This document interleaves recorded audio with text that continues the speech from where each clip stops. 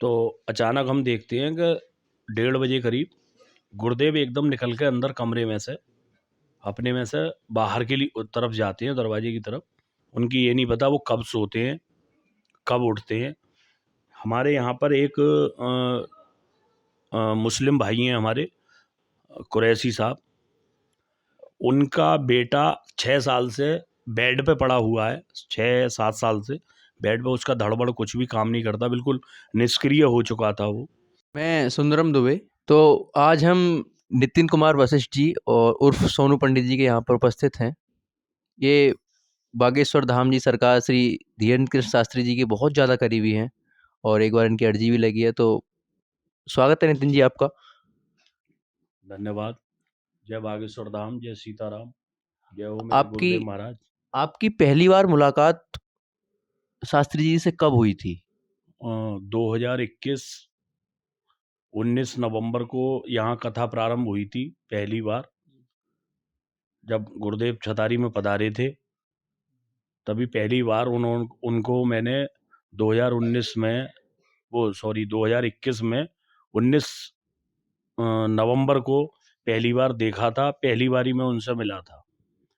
लेकिन देखने के बाद एक जो दिव्य शक्ति का जो अनुभव होता है, वो मुझे पहली बार गुरुदेव को देखने के बाद ही पहली बार ही हुआ था।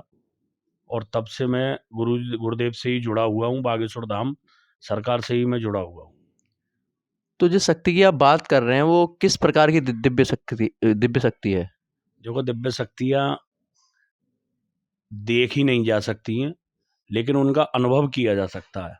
वो अनुभव मैंने अपने आप में किया और बहुत से बदलाव मेरे अंदर बालाजी महाराज की कृपा से आए, जिन्हें मैं अपने आप में महसूस करता हूँ। और मुझे देखकर और भी मेरे 10-20 दोस्त थे और थे, वो सभी लोगों में बदलाव आए। तो इसलिए मैं गुरुदेव का चरण सेवक ही बन के रहना ज़िंदगी भर चाहता हूँ। तो जिस तरह से शास्त्री जी ट्रेंडिंग में चल रहे हैं इस वक्त, सनातन धर्म के विरोधियों को वो लगातार जवाब देते हैं और सुर्खियों में बने रहते हैं। उसके बाद कहीं न कहीं जो सनातन धर्म के विरोधी हैं, वो तरह-तरह की धमकियाँ भी देते हैं उनको। तो उस पर आपका क्या कहना है?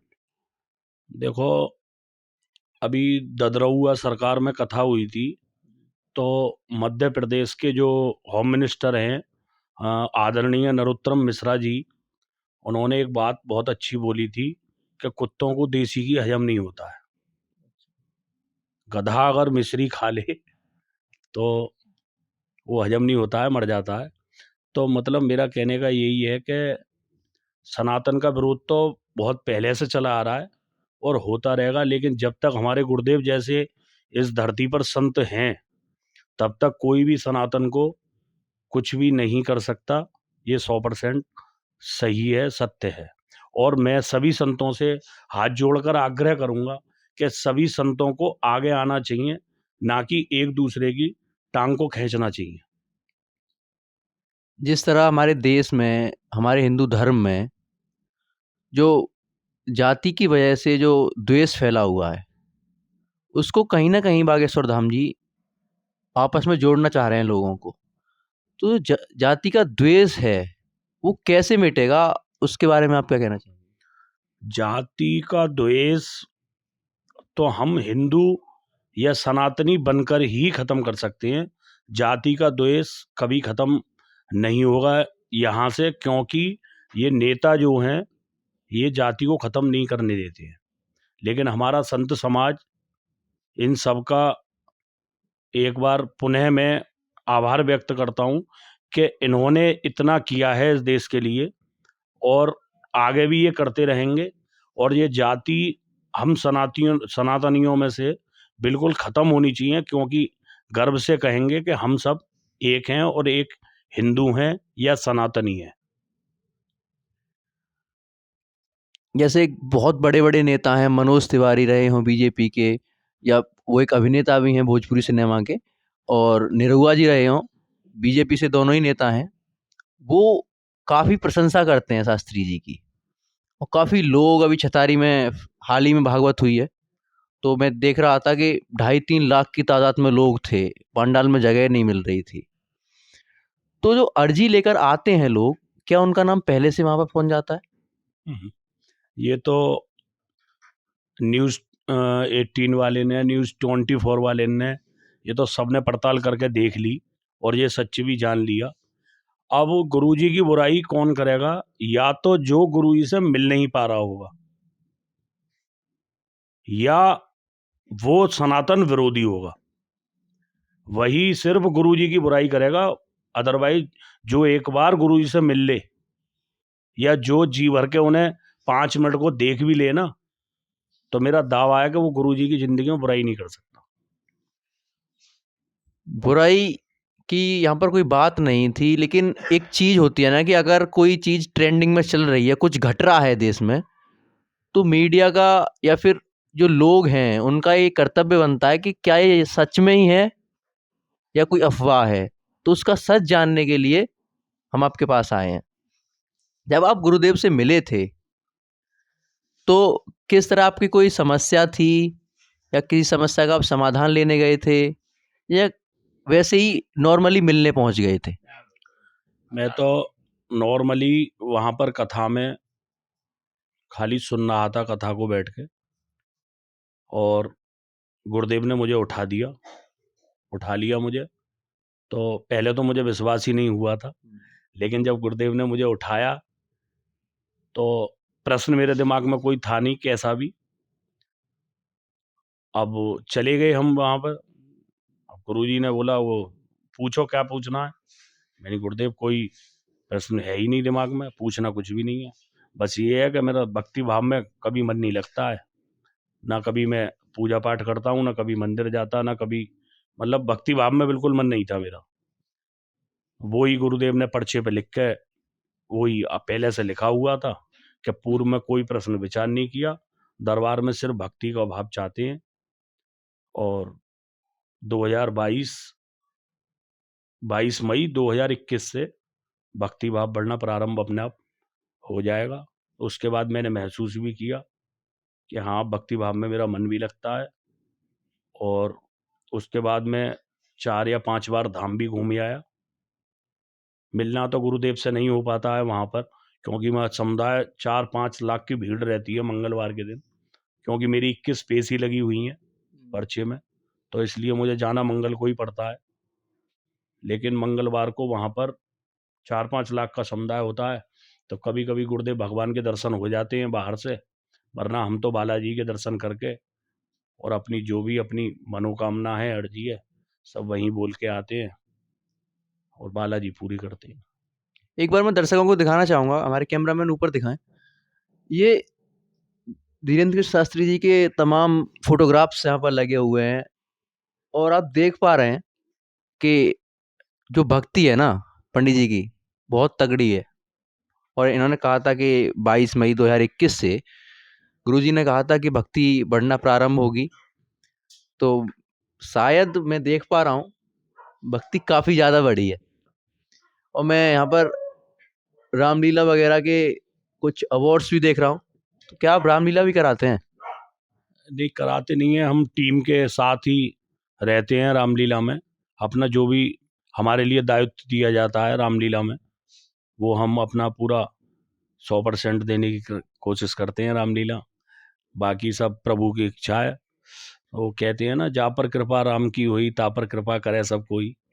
तो ये सब गुरुदेव का आशीर्वाद है, वरना मैं तो नास्तिक आदमी था पूर्ण रूप से, और जिसे कहते हैं राक्षस ब्राह्मणों में, मैं वही राक्षस ही था। लेकिन अब गुरुदेव की कृपा है कि करीब 14 महीने से ऊपर मुझे हो गए, मैंने कोई भी मदरा वगैरह या कैसा भी कोई मैंने जब से प्रण किया है, तब से गुरुदेव का आशीर्वाद है। और अब की बार भी गुरुदेव आए थे, अब की बार भी गुरुदेव ने आशीर्वाद दिया अपना। पिछली बार चरण छुलाने की मैंने बोला था गुरुदेव से, मैं गुरुजी चरण स्पर्श करना चाहता हूँ, तो उन्होंने बोला था पहले 1 साल खड़े उतर के दिखाओ आप, अगली साल जब हम आएंगे, जब हम देखेंगे, तब उसके बाद मौका देंगे आपके लिए। आपके गुरुदेव ने देखा और मुझे मंच पे ही बुलाया मंच पे ही सम्मानित किया गुरुदेव ने। मैं बहुत बहुत आभारी हूँ गुरुदेव का और बागेश्वर बालाजी का, जिन्होंने मुझे इस लायक समझा जो मैं कुछ उनके लिए। और बाकी धर्म का प्रचार तो सनातनी तो हम है ही हैं, लेकिन ये जहाँ जागो वहीं सवेरा है। जब थोड़ा बुद्धि भ्रष्ट थी नहीं थी, लेकिन अब पूर्ण रूप से बालाजी के हम चरणों में अब अपने आप को अर्पित कर चुके हैं। हाँ, कुल मिलाकर वही बात हो गई कि सुबह का भूला अगर शाम को आए तो उसे भूला नहीं कहते। कैमरामैन से मैं एक बार फिर गुजारिश करूंगा, ये जो फोटो है ना, आप आप इसी को दिखाइए यहाँ पे। और ये इसी वर्ष का फोटो बता रहे हैं भैया। यहाँ पे धीरेन्द्र कृष्ण शास्त्री जी हैं और भाई साहब हैं सोनू पंडित जी। वास्तव में ही मुलाकात हुई है। एक और सवाल है आपसे। हमने सुना था कि जब बाबा जी इस साल यहाँ पर रुके हुए थे तो एक मरीज की ऑक्सीजन ख़त्म हो गई थी या ख़त्म होने वाली थी, तो उनको कैसे भी पता चल गया। तो वो पूरी घटना एक बार आप दर्शकों को बताइए। ऐसा था जिस दिन ये बात है 12 या 13 तारीख की शायद, रात को गुरुदेव की तबीयत खराब हो गई थी, थोड़ी सर्दी खांसी उन्हें हो गई थी, परेशान थे, वो विश्राम कर रहे थे। हम लोग वहाँ बैठे हुए थे घर में अंदर। तो अचानक हम देखते हैं कि 1:30 करीब गुरुदेव एकदम निकल के अंदर कमरे में से अपने में से बाहर के लिए तरफ जाते हैं, दरवाजे की तरफ। तो जो आयोजक थे जतिन शर्मा, जतिन और मैं बैठे हुए थे वहाँ पर। तो मैंने जतिन से बोला, भाई जतिन ये तो गुरुदेव हैं, गुरुदेव जा रहे दिखे हैं। कि नहीं भैया गुरुदेव की तबीयत खराब है। तभी एकदम पीछे से उनके गार्ड भागते हुए आए, तो हम भी उठ के भागे। देखा तो गुरुदेव एकदम शॉल डाल के ऊपर, और हमारे यहाँ पे जहाँ रुके थे गुरुदेव वहाँ से करीब 200 मीटर पे बाजार में एक इनोवा गाड़ी खड़ी थी, जिसमें एक मरीज का ऑक्सीजन लगी हुई थी, और ऑक्सीजन में आधा पौन घंटे ही बचा हुआ था। मतलब इतनी ऑक्सीजन बची हुई थी बस, जो 1 घंटे करीब चल पाती। तो गुरुदेव ने उसे मरीज को जाके देखा और जो भी अपना आशीष देना था उसे दिया। जो भी वो अपने मंत्र चिकित्सा जो करते हैं गुरुदेव, वो उन्होंने अपनी की। करने के बाद फिर और भी मरीज रात को बैठे हुए थे वहाँ बाहर दरवाजे पे, उन सबको भी देखा। तो मतलब एक ये लगा कि इन्हें कैसे पता पड़ गई रात को 1 बजे 1:30 बजे। और ये तो भगवान ही जाने वो कब सोते हैं, क्योंकि कभी भी चले जाओ तो गुरुदेव अपना या तो मरीजों को देखते हुए मिलेंगे रात को 12 बजे 1 बजे 2 बजे, और या फिर अपना रियाज वगैरह होता है या अपनी पूजा पाठ वगैरह। उनकी ये नहीं पता वो कब सोते हैं कब उठते हैं। मतलब उन्होंने अपना जो जीवन है अभी तक वो पूरा निस्वार्थ सेवा में जनता की में पूर्ण रूप से अपने आप को समर्पित कर रखा है। और ऐसा संत हमारे लिए मिलना ये हमारे एक सौभाग्य की बात है, निस्वार्थ। बाकी आप धाम पर जाइए, वहाँ खाना निःशुल्क, लाखों के हिसाब से आदमी पर डे खाना खाते हैं, और मंगलवार को तो गिनती नहीं है, 5 लाख 4 लाख कितने आदमी होते हैं। खाना निःशुल्क। अब 121 कन्याओं का विवाह होगा 18 फरवरी शिवरात्रि पे, जो गुरुदेव के द्वारा किया जाता है वहाँ पर। और उसके बाद में रहना निःशुल्क, खाना निःशुल्क। गुरुदेव से वहाँ जो भी दवाई गोली कैंसर पीड़ितों के लिए होती है वो सब निःशुल्क। मैं खुद वहाँ प्रमाण हूँ, 5 बार मैं धाम पर घूम आया, और वहाँ जाकर एक अलग ही अनुभूति धाम पर होती है। क्योंकि वो कहते हैं ना कि जहाँ मंत्रोच्चार होते हों वो होते हों, तो वहाँ नेगेटिव ऊर्जा तो ऑटोमेटिक अपने आप ख़त्म हो जाती है। पॉजिटिव ऊर्जा, क्योंकि हर आदमी जाता है पॉजिटिव लेके जाता है दिमाग में, तो वो वहाँ पॉजिटिव ऊर्जा इतनी है कि आप धाम पर कहीं भी बैठ जाओ, आपको हर जगह मतलब ये अनुभूति होगी कि हाँ बागेश्वर बालाजी हैं। और बाकी जो भी लोग वहाँ जाकर देखना चाहें वहाँ जाकर देखें। हाँ इतनी है 100% अगर आप अपने मन से जाते हो, दिल से आप अगर मानने हो बालाजी को और मन से आप अगर जा रहे हो, तो 100% आपका जो है फ़ायदा वहाँ पर होगा। और एक नई घटना और मैं बताता हूँ। अभी हमारे यहाँ पर एक मुस्लिम भाई हैं हमारे, कुरैशी साहब, उनका बेटा 6 साल से बेड पे पड़ा हुआ है। 6-7 साल से बेड पे, उसका धड़बड़ कुछ भी काम नहीं करता, बिल्कुल निष्क्रिय हो चुका था वो। तो गुरुदेव आए थे यहाँ पर, तो उन्होंने मुझसे बोला था मिलाने के लिए गुरुदेव से। मैंने कि भैया मैं कोशिश कर लूँगा, बाकी गुरुदेव की इच्छा, गुरुदेव जाने। तो उनकी एक एप्लीकेशन बतौर लिख के उनने मुझे दे दी थी, वो मैंने गुरुदेव के हाथों में दे दी, गुरुदेव को पहुंचा दी थी वो। बाद में एक फ़ोटो भी दिया था, फ़ोटो पहुंचा दिया। अब उस लड़के को उन्होंने भभूति अपना दे दी थी, गुरुजी ने मंत्र चिकित्सा जो भी करनी थी कर दी। अब उसके पिताजी से मेरी बात हुई थी, तो वो यूँ कह रहे थे कि कम से कम 20% का फ़ायदा उसी दिन से बच्चे के लिए होना प्रारंभ हो गया है।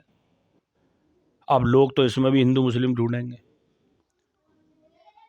तो जिसका बेटा है उसे ना हिंदू से मतलब ना मुस्लिम से मतलब, उसकी माँ दिन रात रोती है, परेशान रहती है बेचारी, तो वो सब करने के लिए तैयार है।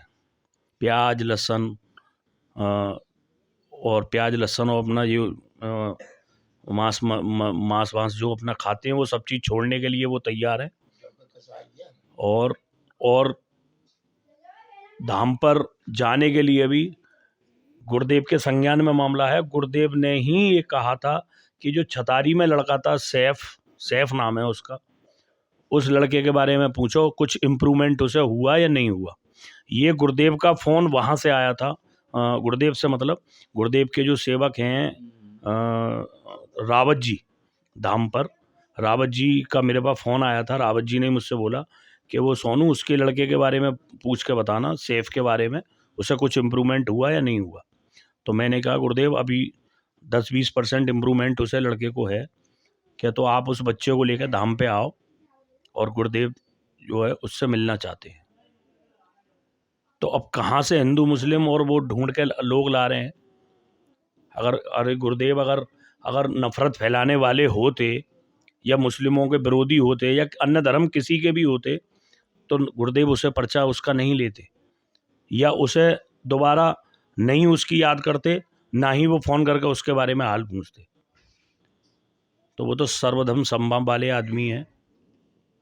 और बाकी जाकी रही भावना जैसी, प्रभु मूरत देखी तन जैसी। तो जिसकी भावनाएं जैसी होती हैं, उसे प्रभु की मूर्ति वैसी दिखती। हाँ, कहीं ना कहीं वही बात हो गई कि प्रेम की कोई जाति नहीं होती। तो बहुत बहुत धन्यवाद आपका नितिन जी और सोनू पंडित जी। मैं सुंदरम दुबे, कैमरामैन कौशल दत्त के साथ, छतारी बुलंदशहर खबर वाला।